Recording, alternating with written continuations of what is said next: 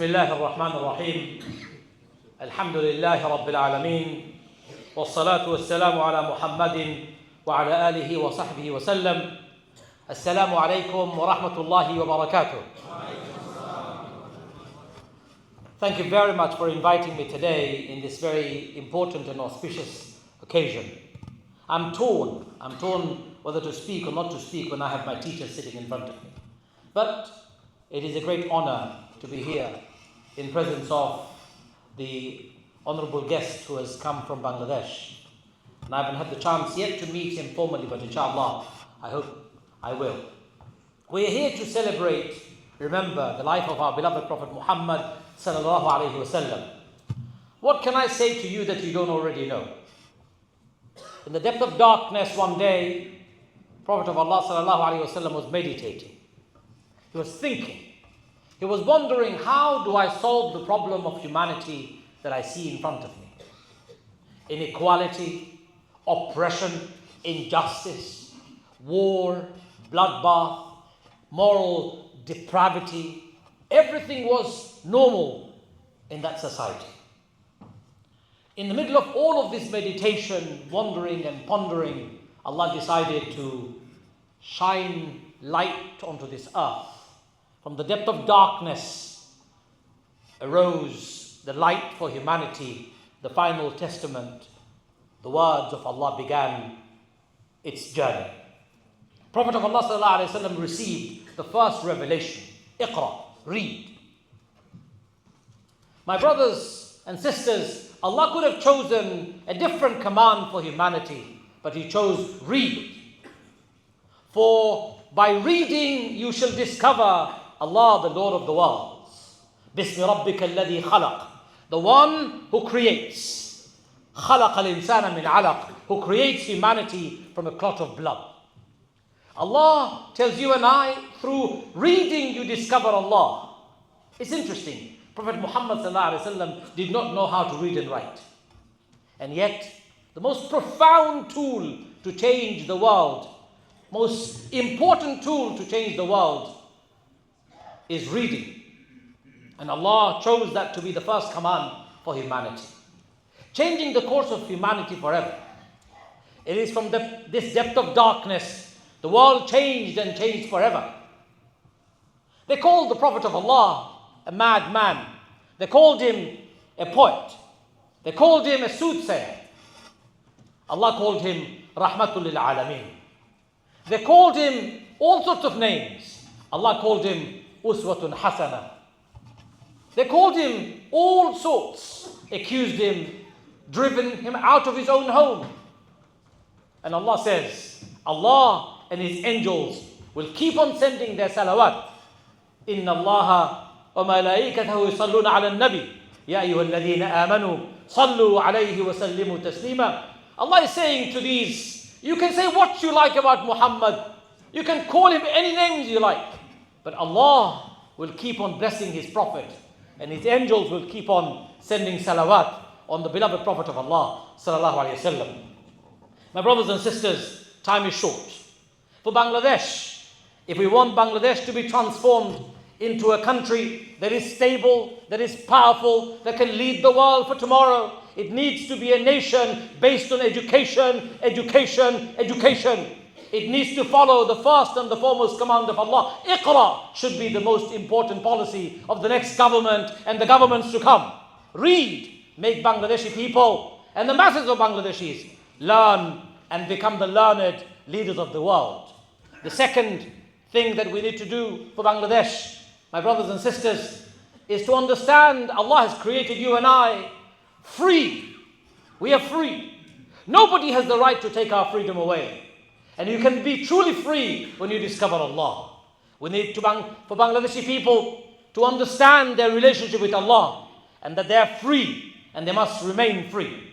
We must come together to help Bangladesh stand on its feet for education and freedom and for the future of Bangladesh to be brighter and better. Thank you very much. Wassalamu alaikum wa rahmatullahi wa barakatuh.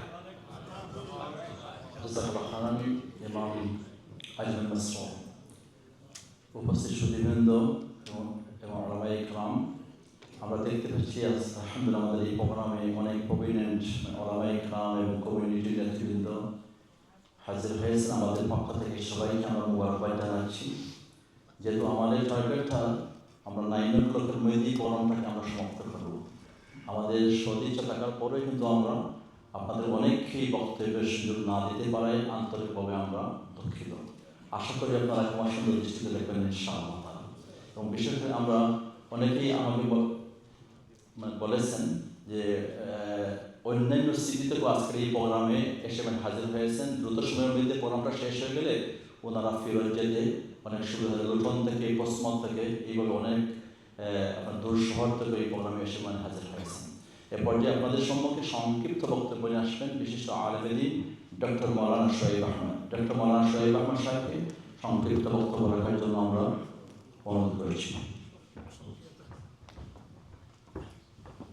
বিসমিল্লাহির রহমানির রহিম। ইন্নাল হামদালিল্লাহ নাহমাদুহু ওয়া নুসাল্লি আলা রাসূলিহিল কারীম। আম্মা বা'দ। ফাআউযু বিল্লাহি মিনাশ শাইতানির রাজীম। বিসমিল্লাহির রহমানির রহিম।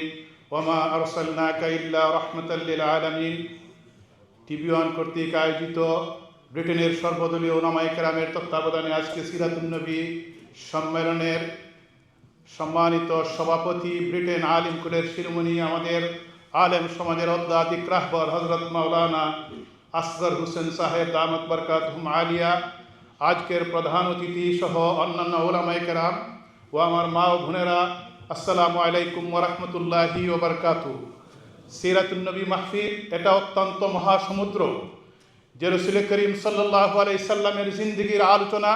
প্রত্যেকটা আলোচনা যদি আমরা শুনি, এই আলোচনা থেকে যদি আমরা আমাদের নিজের মধ্যে সিরতকে যদি অ্যাপ্লাই করি এবং আমরা যদি আমাদের রসুলের আদর্শ আমাদেরকে সমুন্নত রেখে আমরা যদি চলতে পারি, তাহলে সিরাতুন নবী আজকের মাহফিলের শোনা আপনাদের জন্য হয়তো উপকার আসবে। মুহতারাম হাজিরিন, আজকে আমাদের প্রধান অতিথি বাংলাদেশ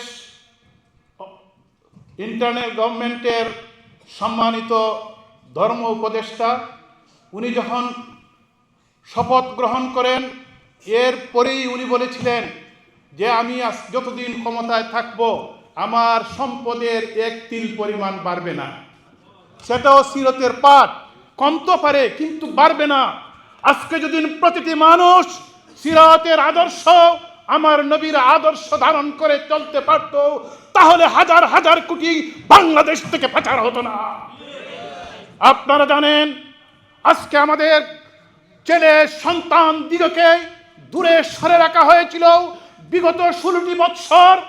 আপনারা জানেন পাঠ্যপুস্তক থেকে আমার নবীর আদর্শ, সাহাবায়ে কেরামের আদর্শ, ইসলামিক তাহজিব তামাদ্দুন কালচার ধূলিসাৎ করে দিয়েছিল।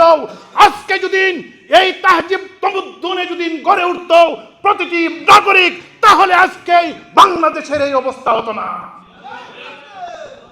আপনারা জানেন যে সিরত আলোচনা করলেই রাজনৈতিক, অর্থনৈতিক, সমাজনীতি সব কিছু এসে যায়।